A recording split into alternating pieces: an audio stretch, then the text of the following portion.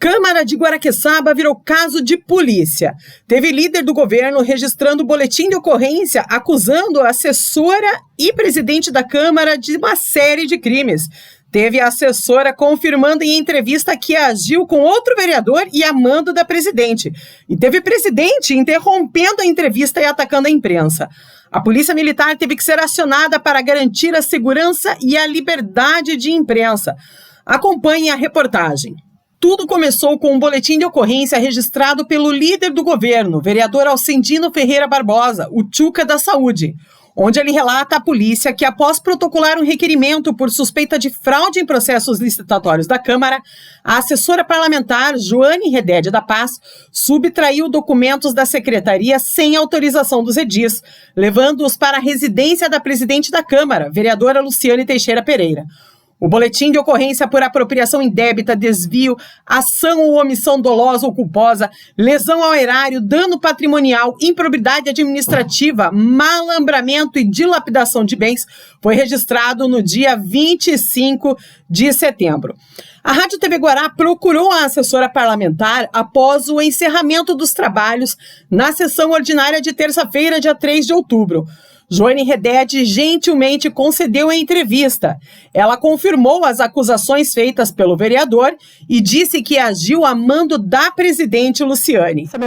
Foi registrado pelo líder do governo um boletim de ocorrência, onde ele acusa você, enquanto assessora da presidente da Câmara, de pegar alguns documentos da secretaria e levar para uma residência na última semana, no dia 22. Você pode confirmar se houve a retirada desses documentos por sua parte e se foi uma iniciativa sua ou se foi por ordem do presidente? Foi por ordem. Gostaria também de salientar que foi em veículo meu, porém meu irmão não estava presente.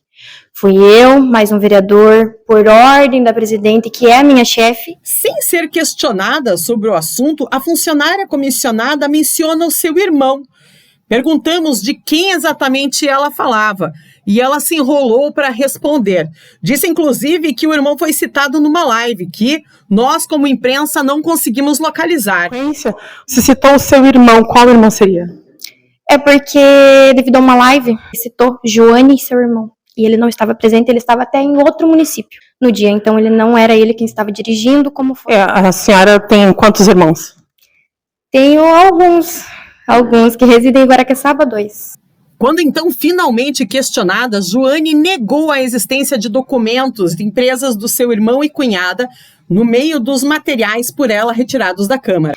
Nesses documentos que foram retirados, nessa caixa de documentos, havia algum documento da empresa do seu irmão Tiago Redede, da sua cunhada Adriana de Oliveira? Não, nenhum.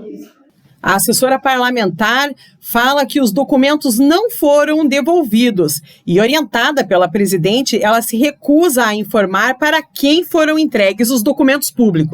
Esses documentos já foram devolvidos para a Câmara? Estão sob posse de quem deveria estar. Quem seria? Não. Você pegou os documentos da Câmara e não pode dizer para quem foi entregue? Os documentos públicos? Já salientei, sob ordem da presidente. Sim, mas para quem foram entregues esses documentos? A entrevista foi interrompida pela presidente da Câmara, que retornou ao plenário, agrediu a imprensa e retirou a entrevistada do local.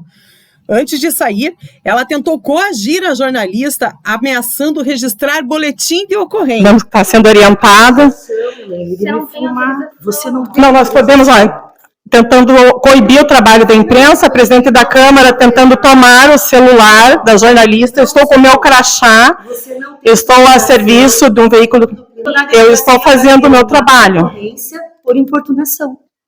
Sim, então essa é a censura que nós vivemos em Guaraqueçaba, uma repartição pública, a Câmara, onde deveria ocupar a voz do povo, e a presidente da Câmara ameaçando os jornalistas. Para garantir a segurança da jornalista, um veículo de comunicação de Paranaguá acionou a polícia por meio do 190. Rapidamente, os policiais militares chegaram à Câmara de Guaraqueçaba. Imediatamente, a vereadora Luciane e sua assessora se retiraram do local com a chegada da polícia. Depois disso, a polícia assegurou que o jornalista pudesse retornar ao estabelecimento público e concluir o seu trabalho. Depois de tudo isso, não satisfeita com o vexame feito na Câmara e a baixaria promovida, a presidente ainda cumpriu a sua ameaça e registrou o boletim de ocorrência tentando incriminar a jornalista. Diferente do que mostram as imagens registradas, ela alega que a profissional interrompeu os trabalhos da casa, que a entrevistada foi forçada a falar com a imprensa e que a jornalista empurrou a presidente pelo ombro e depois saiu do recinto alegando censura.